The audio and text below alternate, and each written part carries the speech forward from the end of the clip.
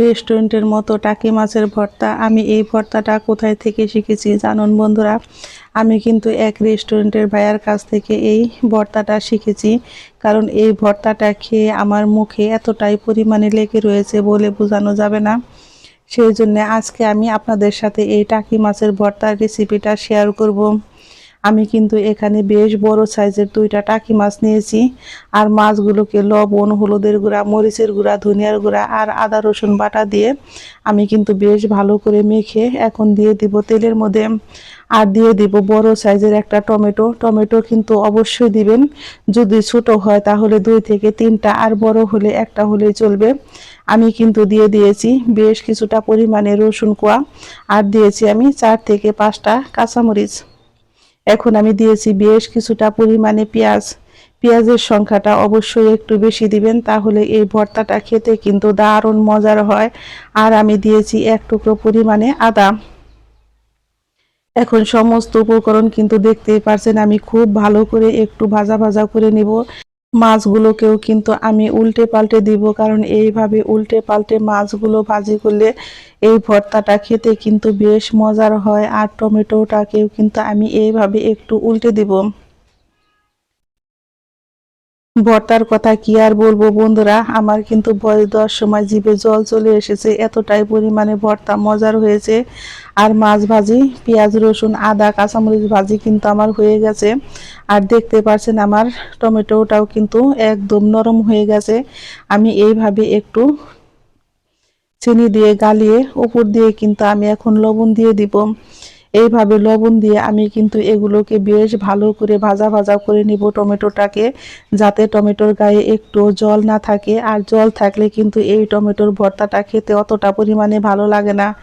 আমার মাছ ভাজি কিন্তু হয়ে গেছে। আমি এখন চুলাই থেকে নামিয়ে নিব মাছ, কাঁচামরিচ আর রসুন। আমি মাছগুলোকে কিন্তু নামিয়ে শিলপাটায় কিন্তু এগুলোকে খুব ভালো করে বেটে নিব কাঁটাটা ফেলে দিয়ে।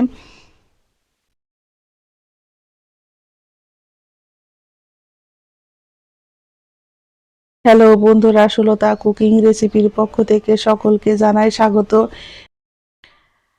আমি কিন্তু পেঁয়াজ টমেটো কিন্তু খুব ভালো করে এইভাবে ভেজে নিয়েছি বন্ধুরা। আর দেখতেই পাচ্ছেন টমেটোর গায়ে কিন্তু একটু জল নেই। আর আমি কিন্তু এই রকম ভাবে ভাজা ভাজা করে নিব।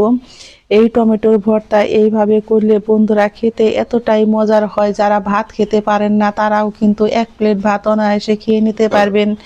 এখন আমি দিয়ে দিব বেটে রাখা মাছগুলো।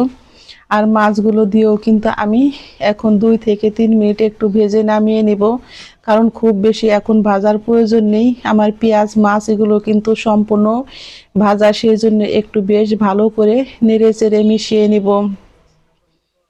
আমি লবণটাও দেখে নিয়েছি, ঠিক আছে একদম। আর ভর্তাটা বন্ধুরা খেতে দারুণ মজার হয়েছে। অবশ্যই এইভাবে একদিন টাকি মাছের ভর্তা বানিয়ে খেয়ে আমাকে জানাবেন কেমন লেগেছে। আর যারা এইভাবে খেয়েছেন তারাও আমাকে কমেন্ট বক্সে জানাবেন খেতে কেমন হয়।